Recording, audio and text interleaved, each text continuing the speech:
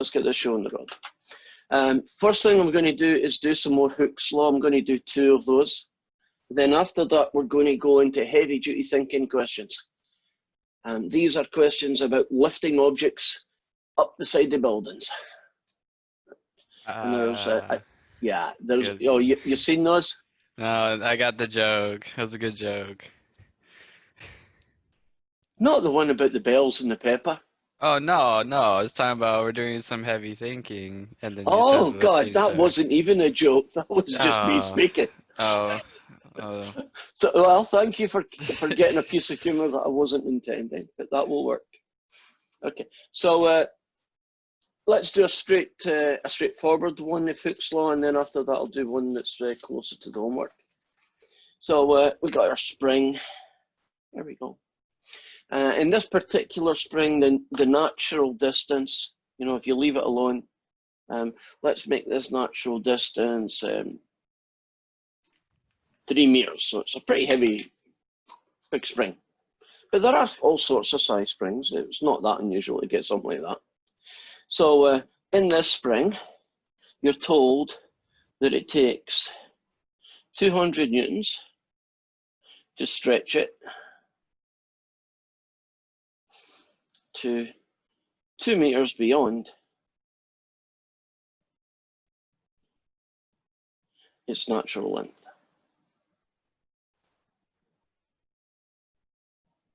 Now that is not the question. That's just the information they allow you to get K. So there's always going to be a preamble thing where it says this. Now the question would be something like this. What work is done?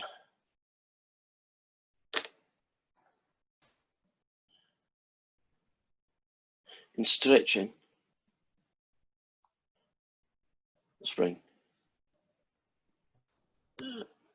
Let's see, 150 centimeters beyond its natural length, blah, blah, blah, right? So you're told that it takes 200 newtons to stretch it 2 extra meters. How much work is done in stretching it 1.5 meters, essentially? Well, first thing you do is you find the force. And you know that in Hooke's law, the force is basically just made up of that formula. And here you're told that the force is 200 newtons. K, we don't know yet, but we do know X is 2. So this piece of information translates to here, and now I have K. Which means that the force function for the rest of this question is going to be 100x. Right, now you want to do how much work is done in stretching the spring 150 beyond its natural length. Well, that's 0 to some number of 100x dx. Okay, what's the top number going to be in this story?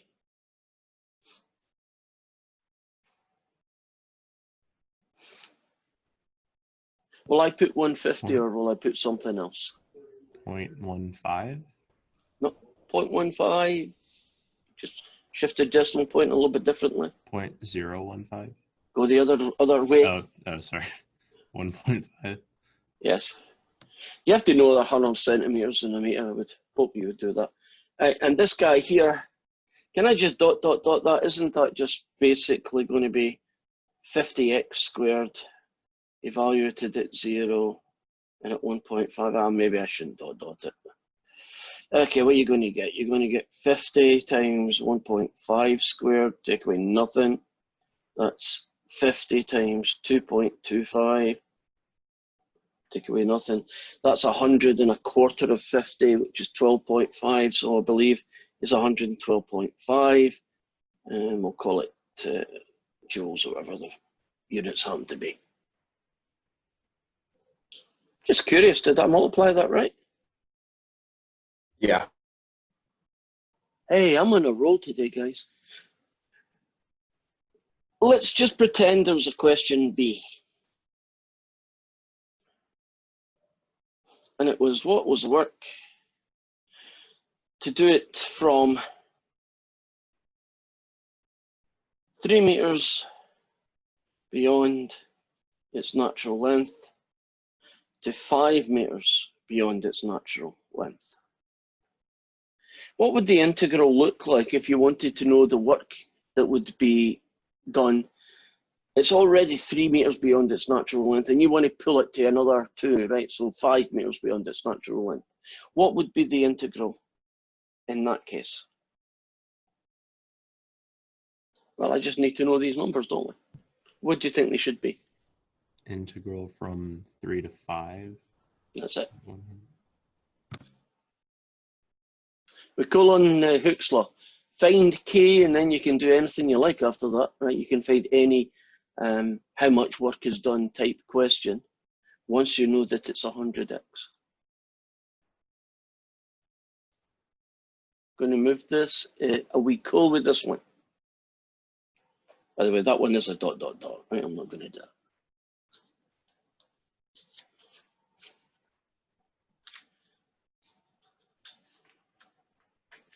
So what did the 3 have to do in the first part of the problem?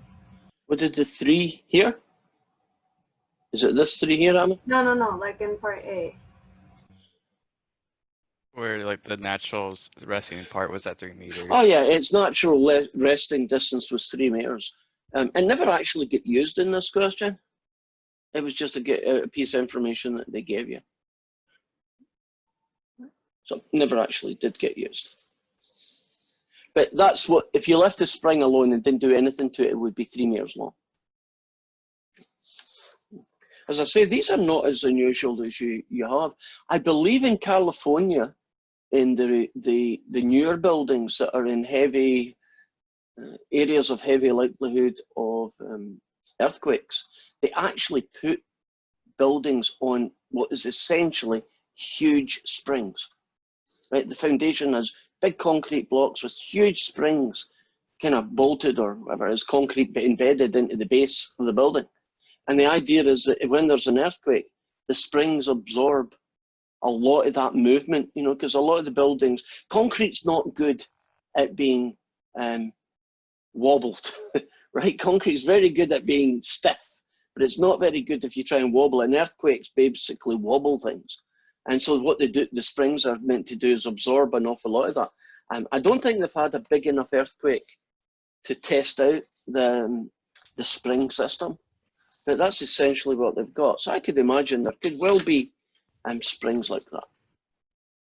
Now, here is an example of a question from the homework.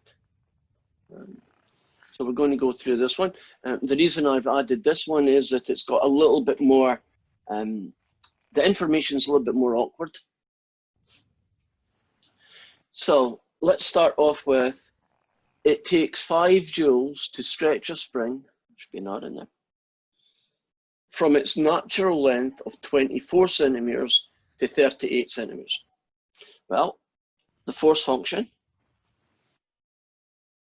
is K times X. That's our starting point. Well, I know that the force is 5 joules, and it's going to be K times X. But the way the information is given here wasn't as nice as it was previously. Previously, they just said you stretched it 3 meters beyond its natural, or you stretched it 2 feet beyond its natural length. You knew what X was, it was given to you. But in this question, you don't know what X is. Remember, X is how much you stretch it beyond its natural distance. So if you look at this number, which is its natural length, and it was stretched to here, a little quick subtraction, and that ends up being 14 centimeters, right? So that was the first difference, that they don't tell you this number directly, but they give you the start and the finish. And if you subtract them, that's how much it was stretched by.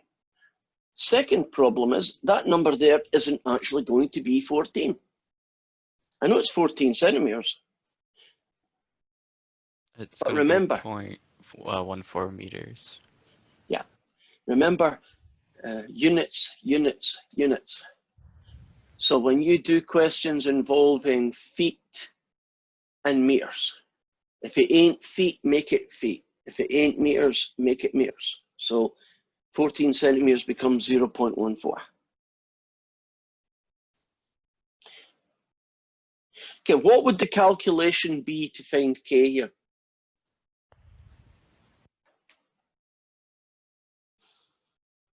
Divided by 0.14.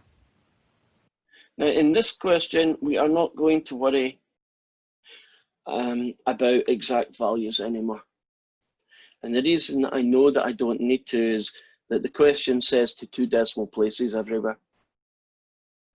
And when you can look at that number, you can see it's probably not going to be a very pretty number anyway. So how about 0.357, and that's K, which means our force function is going to be 0.35.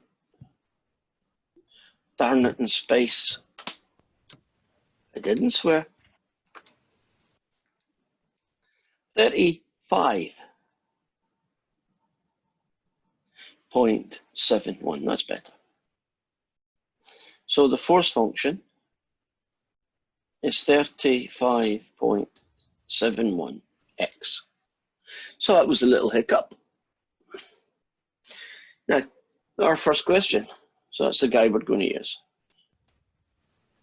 How much work is done in stretching it from 29 to 33? Well, the work done is going to be an integral of this fella. And now we have to figure out what this number is and what this number is.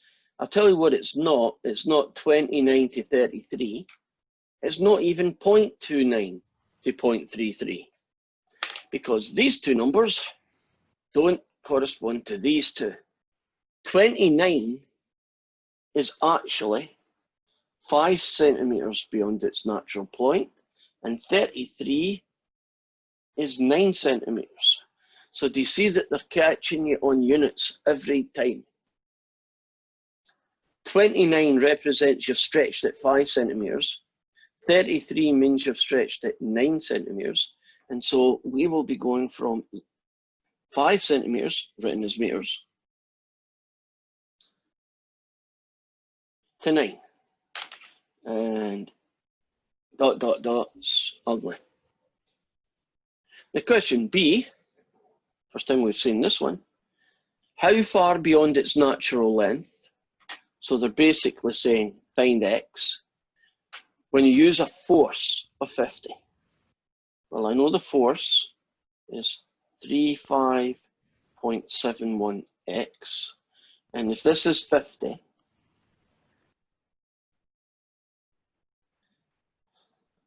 then I can find x by dividing.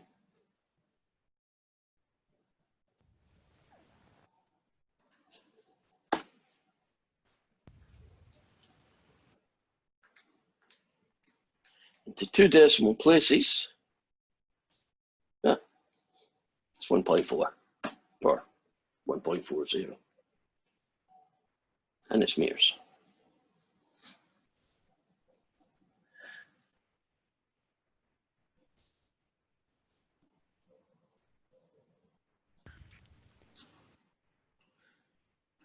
Does that seem reasonable? Right. So Hooke's law is pretty straightforward. The things that's going to catch it are, playing about with units, knowing that things have to be meters or feet, and being aware that start and finish numbers on integrals don't necessarily need to be the numbers that you've given.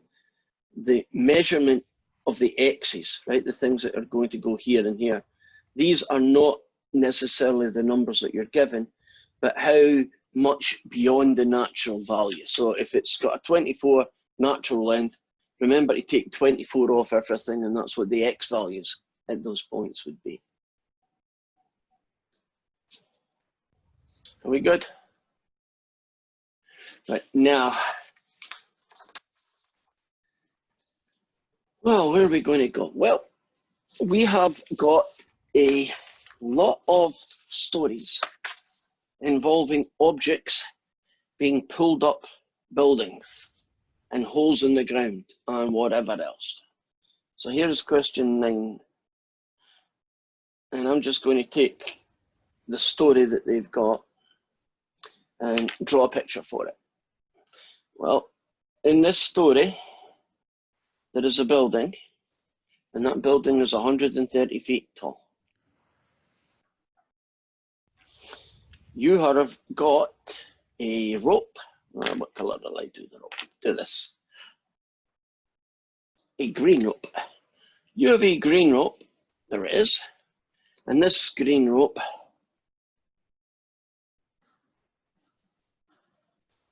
is 60 feet long. You're told that the rope weighs 0.5 pounds per foot.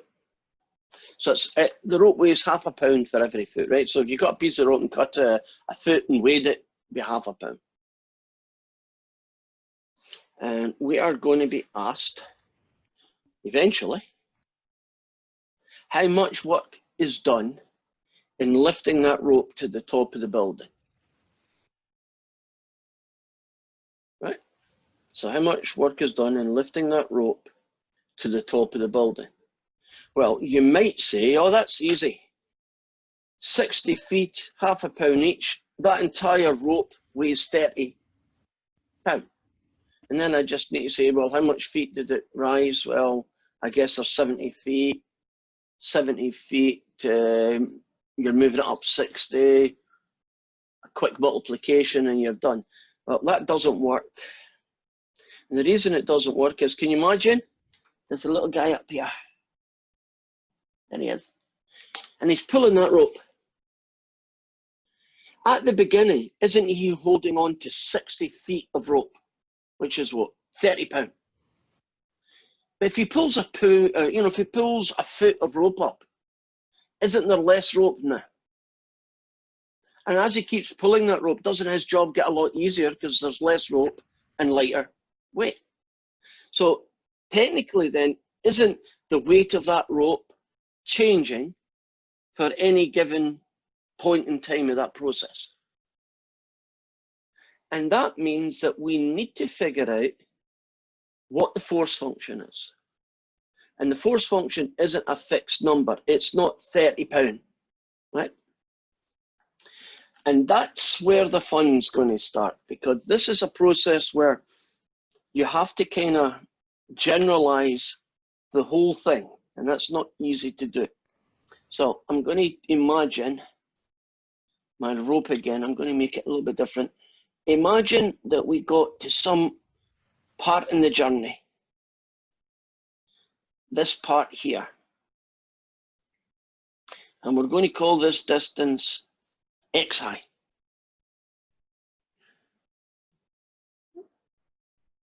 So xi could be, 20 feet to go, right? Xi could be 40 feet to go, right? Just some number, some general point. At that point in time, the weight of the rope. Well, how much rope is there? There's xi. What does the rope weigh?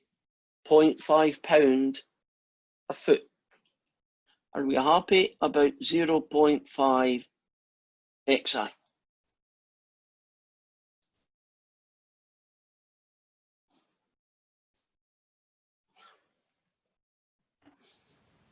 We comfortable with that? Now, the force function at position xi is going to be the weight multiplied by the distance. So I know the weight of the rope, it's 0.5 xi. What's this funny thing called distance?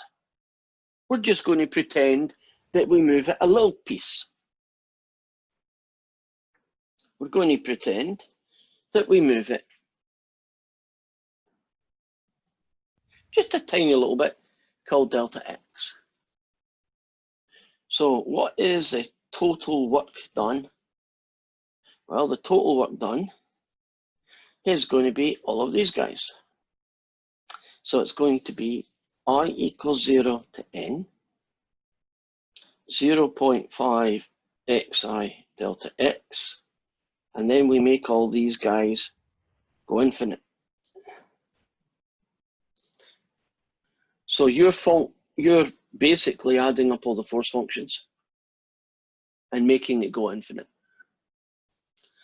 Now, this bit is the Riemann sum part.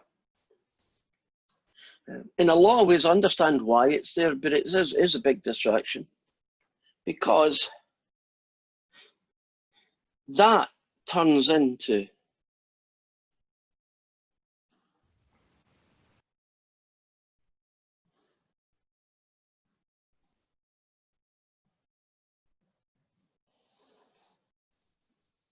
that. Which means then, if I want to find out how much work is involved in lifting this rope up to the top of the building, don't I just need to know the force function, which is 0.5x, and then stick a delta x at the end? So you're going to have to fill this thing in because the homework asks you to, but this is the main part. This is where all the fun starts. So let's see how much that is. Well, this is the total work done, 0 to 60 because there's 60 feet of rope, right? The force function we calculated. So add 1 to the power and divide by the new power.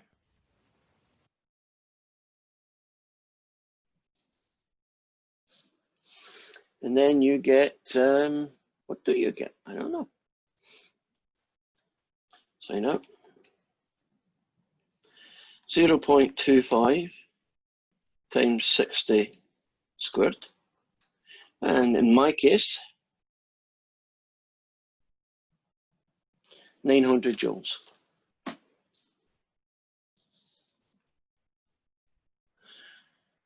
So the key to doing these types of questions is to try and find out what the force function is. And once you've got that force function, in this case, this piece of it, just stick it in there with a dx at the end, and integration will take care of the rest.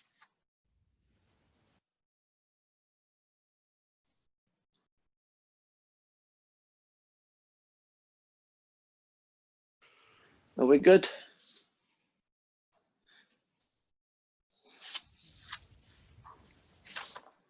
Well, actually, that went a lot smoother than it has in the past, so that's a good sign. Okay, let's up the rules.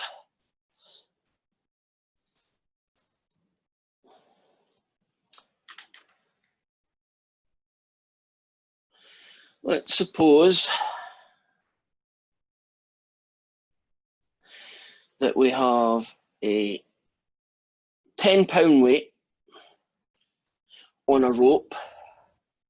This building is 200 feet. That's a 10-pound weight. Here's your rope. This time the rope is going to weigh, 2 pounds per foot.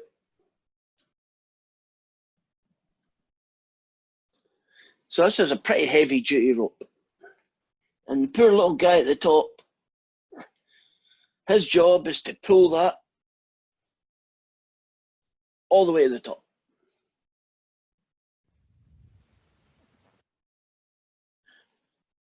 So can we imagine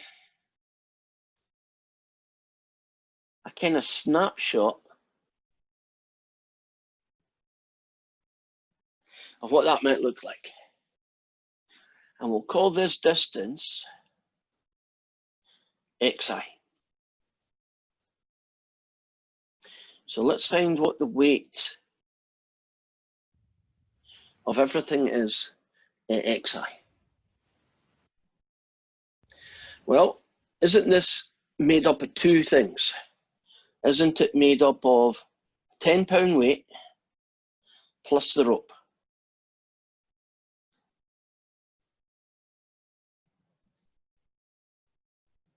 Okay, at that point in time, the weight is a 10-pound weight, that's not changing, right? Plus a rope.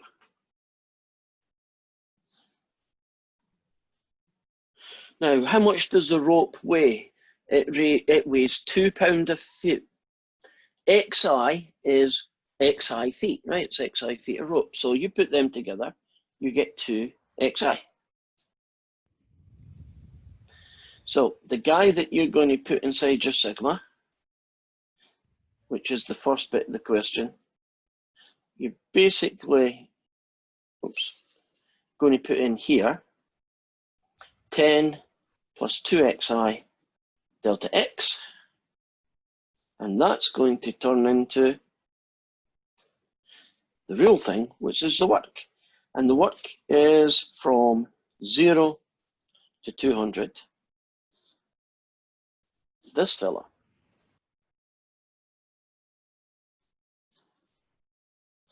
Do you see how this fella here transfers into this fella here? So if we can figure out the force function, and the force function is basically the weight with a delta x stuck at the end, right? We're good to go. Now this integral is not particularly onerous, it's just big.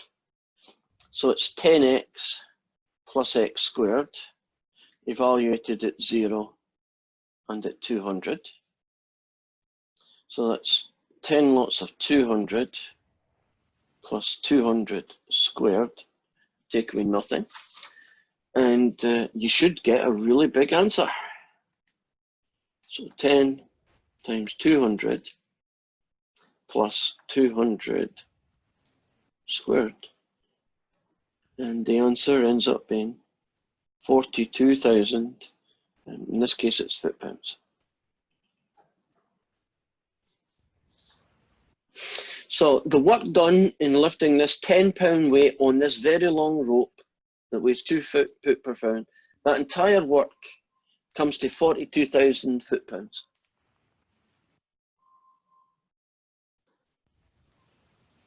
Suppose I only wanted to lift it halfway. So I wanted to lift it halfway, which would be what, 100 feet? Let's see how that one would be. Well, the work done is an integral of 10 plus 2x dx. And now we have a choice.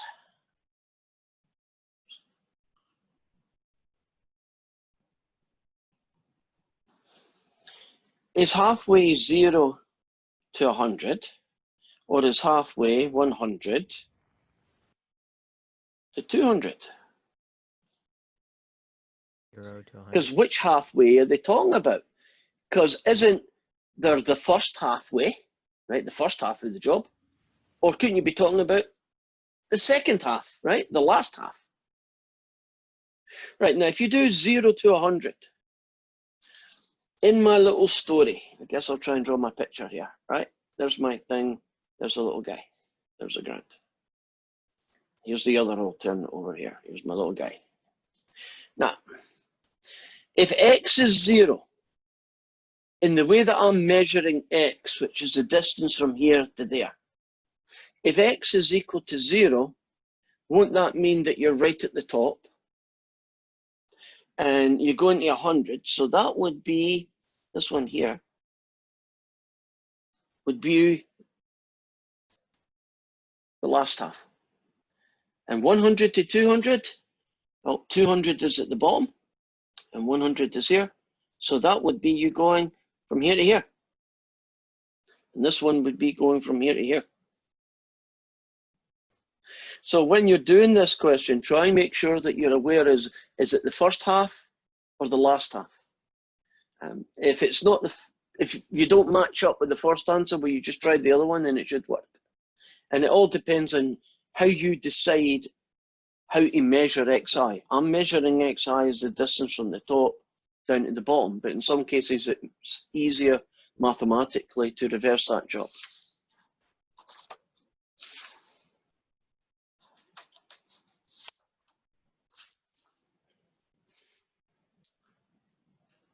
Are we good with that question? As good as it's going to be, okay.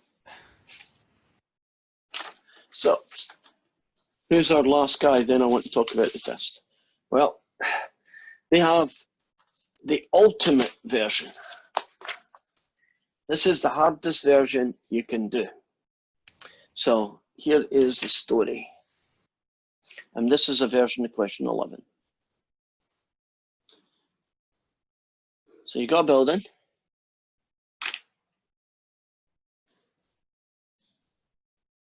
It's 13 meters, so we're doing metric. You have a bucket, and that bucket weighs 10 kilograms. Well, that's what the bucket weighs, but the bucket isn't the only thing that's going on. Inside that bucket, there is 39 kilograms of water. And the rope, well, the rope weighs 0.8 kilograms per meter. And if that wasn't enough, the water is leaking out. And it's leaking out in such a way that when you reach the top, the bucket is empty.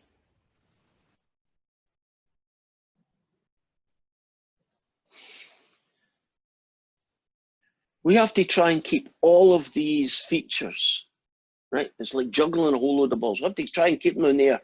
Have to keep them all together. And we are going to be, because the question tells us, it says measure the distance, the xi guy, not from the typical top, but let's measure it from the bottom. So I want you to imagine that we've done some of this journey, say there, and the distance that they're calling xi is that distance here. So we have to figure out what the force function is, because if you can do that, then the question's pretty much done. Well, don't I need to know the weight of everything, right? Well, if you think of this position at xi, what are the three things that we have? Well, don't we have a rope? Actually, I should put it down here. We have a rope. We have a bucket. And we have water.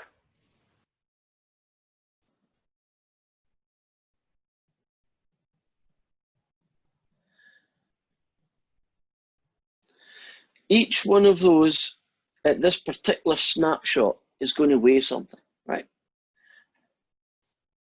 How much is the bucket itself going to weigh? 0.8 kilograms. No, my bad. 10 kilograms. Yeah, it's fixed. Agreed? Now the rope. Well, that's a little bit sneaky, because technically, if you were counting it from the top, wouldn't the rope be 0.8 times xi? But actually, we're not counting it from the top. This distance is xi. So isn't this distance how much rope you've got? Now, if the whole thing is 13 meters, and this point from here to here is x, doesn't that make the rope 13 take away xi? And doesn't the rope weigh this weird 0.8 kilograms? So the rope is going to be 0.8 times 13 take away xi. Okay, all we got left now is figuring out how much water is left in this bucket, right? Because it's been leaking. and it's been leaking in a very awkward way. It's been leaking in such a way that when you reach the top, it's empty.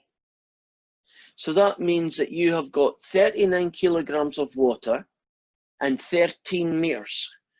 So doesn't that mean that it's losing 3 kilograms of water for every meter that it moves?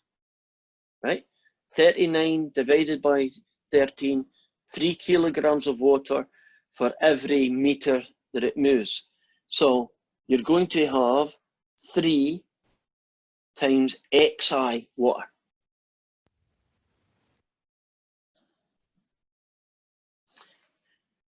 That's how much you lose.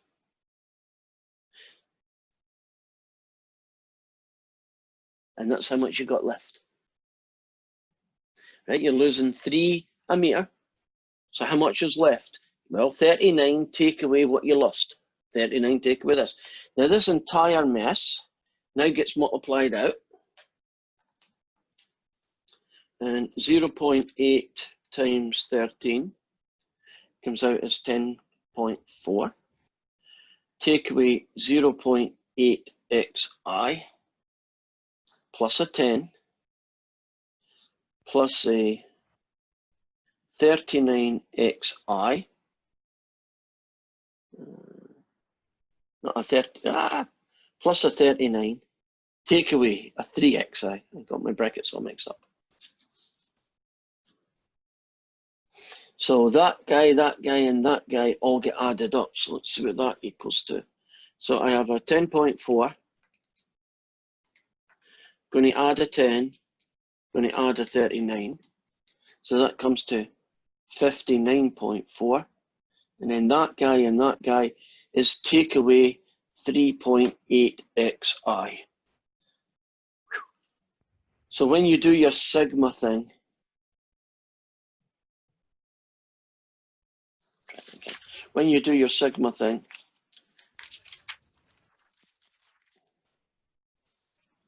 you basically stick that guy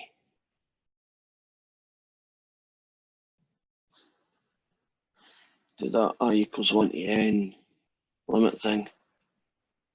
But the important one is, of course, the work done. So 0 to 13 of 59.4 take away 3.8x dx. And there is one thing missing. And I'm glad I caught myself, because I have pushed this yesterday. When we do metrics, don't we have to add gravity? Yes. So what's the magic number that gets tagged on outside this, as if it wasn't bad enough? 9.8. 9.8. So stick a 9.8 at the front. Or multiply it through and make it even uglier. We are done. That is pulling a bucket of a leaky thing up. That is the worst. Horrible question. One of the reasons I do not like engineers is, if you're thinking about it, why would you even want to do this? Wouldn't you plug the hole so that the water wouldn't leak out? But evidently, this is just a simplified version.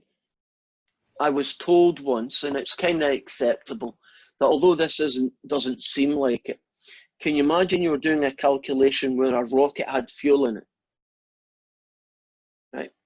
As that rocket takes off, doesn't it use up fuel? So technically, isn't the rocket lighter as it travels vertically? And so when you're looking at that, it is important that you can do a calculation where the object keeps changing weight through time. I guess a rocket eventually would run out of fuel, and it's kind of designed to do that, isn't it? Because having extra fuel is a dangerous thing for a flying object. So when you're sending a satellite up, they normally do it in such a way that it just has enough fuel to do what it needs, because it's very expensive. And anything to do with space is expensive, right? So you don't want to use fuel or have fuel that you don't need, because it's wasted money. So Although it doesn't look like a rocket taking off, evidently the idea behind it is. So I just have to accept that. So let's talk about a big thing. Your test is tomorrow. There are no questions, which, well, we just didn't have time to do a third topic here, which is emptying tanks full of water. So it's not in the homework either, so it's not in the test. Right, so that's, in case you're wondering what happened to it, it just kind of disappeared. Your test is going to be on Monday, and it's going to be the usual times. Anybody want to tell me when the test starts based on what happened last time? 7. Right, so it's going to be 7 and it's going to finish at 9. Now, if any of you do not have, if that doesn't fit their schedule, because you have a class right after it and you don't want to be late because you have to do your working and send it to me, then what you need to do is you just need to contact me and we'll arrange a different time for you to do the test. Okay, so I do have another time slot. So if you have a problem with the time that I've got right now, you contact me, I'll tell you what my other time slot is and I'll tell you how we can arrange for you to do the time then. Okay, if this time slot works for you, then we are good. Your test is going to be on chapter 6, which I believe is what, 5 sections? And so there are going to be 10 questions, so it might be a little bit shorter than last time. So hopefully you won't find yourself pushed for time. Anything else you want to know about the test? It's the same format as last time, right? It won't be visible till you turn up. Do the Zoom thing so I can watch you. You got half an hour to show me your working and get it back. I hope everybody had noticed how many more points you got by telling me what you did compared to what WebAssign gave you, right? Because WebAssign is a kind of, you're right or you're wrong, and I don't care how minor your wrong is, you get a big fat 0, and that's not really fair. That's it then. You tell me, oh, say hi, so you can get attendance. And that's about it. I'm waiting for questions, otherwise we're finished.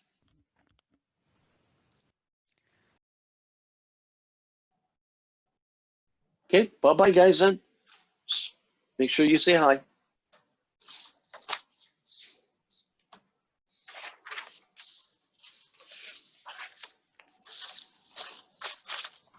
Hey, Professor. Yes. Oh, you have a question. That's right. What is it? Oh, it was, God, I'm trying to remember the email now. It was a rotation one, wasn't it? Yeah, it was 6. Right. Have you got the details and I'll set it up?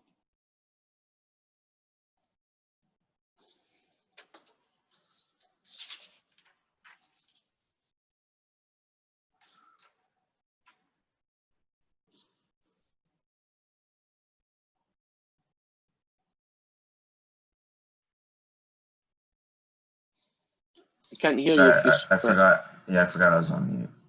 Okay. So I tried the method that that we did last time and it didn't work. And Okay. so, Well, if you give me the question, I'll go through the methods, and okay. you can It's- check with what you did. Maybe you'll find out what went wrong. So, what are we rotating? What's the function? So x is equal to square root of y minus 3. Okay. Anything else? Or not square root, squared. I apologize. Sorry. No problem. And x is equal to 4 and y is equal to 1. Okay, and you're rotating where? Y equals 1. Okay.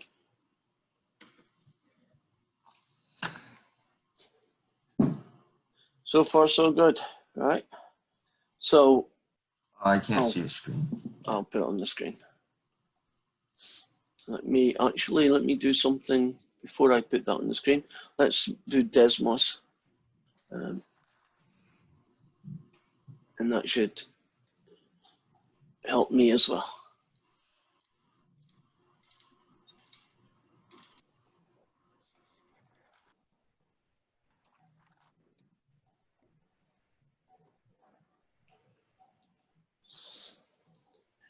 Right, so I'm just sharing the screen now, right now with Desmos. So we have an x equals, in brackets, y subtract 3 squared. Yep. So that's okay.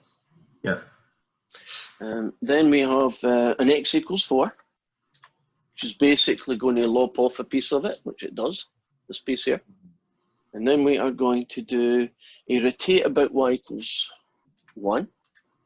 And I can see that as well. So this green line is the axis of rotation. So the shape that looks like the left of the blue line, this shape here, is going to be rotated about that horizontal green line. So Yeah.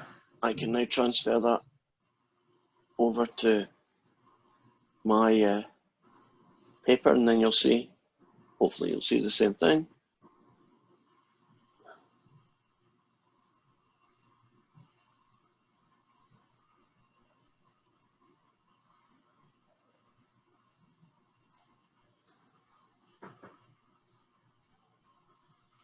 Okay. Now, I'm assuming that you did that part, and the picture I'm about to show should be similar to what you had. If you try and do this without pictures, you're really not going to succeed. You really aren't. So, did you have pictures something like that? Yeah. Okay, so that wasn't where the problem happened. This here is y equals 1. We are in shell or disk. What method are we using here? We're doing the shell method. And so Okay. we would have to say what? So we're doing the shell method. Agreed? Yeah. So we Okay. would have to turn in terms of x, right? Cool. For the shell method, yes, in terms of x. Yeah. No, wait a minute. You said shell method. One last time. Did you say shell method? Yes? Yes. And what is the shell method if you rotate in the x-axis? Then it should be in terms of y. Okay. Oh. Agreed. Oh. Okay. Yeah. Is that all it took? I think I think I just got caught up in like y equals 1, but it's on rotating about the x-axis, and so I was like trying to convert all this stuff. Like I was having like square root of x and like And some weird stuff. So yeah. that would be your guy, right? Mm-hmm. So your radius would be this distance. We'll set this bit up. This might be all you need. And the height or length, whatever you want to call it, depends on the orientation. And the height is from here to here. Right, now the height is 4, take away the curve. So 4, because it's further to the right, take away the curve. And the radius is this little distance here. And basically that total distance is y, but this piece of it is 1. So the guy we want is y minus 1. So the distance to the axis of rotation, which is called the radius, in this case is y minus 1, because you can think of that horizontal band being at a y value right here. So yeah. Okay. So you're going to be doing, in this case, everything is going to be in terms of y. So y is going to go from 1 to, I think that's 4 actually, from 1 to 4. 2 pi radius height with y.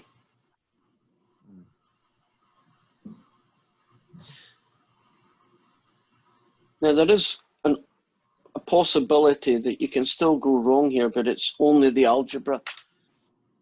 This has to be FOILed out, then it has to be subtracted from 4, and then after all that hard work, you then still have to multiply it by y minus 1. So as long as you're really careful about that, you'll be fine. What you're going to end up is some really big, long polynomial, you know, like minus y cubed plus 4y squared plus 10y minus 42, that kind of thing. And then it's power rule. Okay, great. Thank you. Is that it? Yeah, that was it. Thank you. That's the classic problem. Disk and shell are so different from each other that Yeah. you have to be really careful about which method you're using, because one involves X's, and for the same story, it would need Y's, right? So totally different information. All right. Okay. Okay. Thank you. Yeah, welcome. Bye-bye. Bye.